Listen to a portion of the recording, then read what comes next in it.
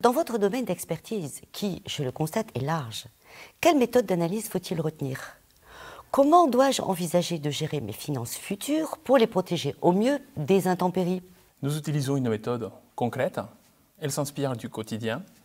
Nous allons comparer vos revenus d'activité avant session avec les revenus post-activité, en tenant compte des différents postes et leurs échéances, comme la retraite du couple, les financements des études des enfants, le remboursement des biens immobiliers, des loyers, les impôts, le veuvage et éventuellement aussi la situation de dépendance.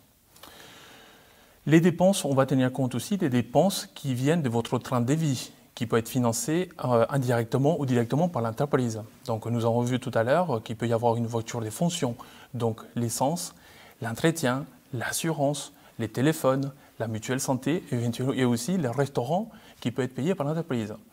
Donc toutes ces charges-là, donc demain quand vous êtes à la retraite, vous aurez à les rentrer au niveau de vos dépenses privées. Et en plus, il ne faut pas oublier l'essentiel dans tout ça, qui est votre projet de vie futur à la retraite. Comme par exemple, aider vos enfants, vous occuper de vos petits-enfants, avoir pourquoi pas une maison dans le sud ou faire le tour du monde.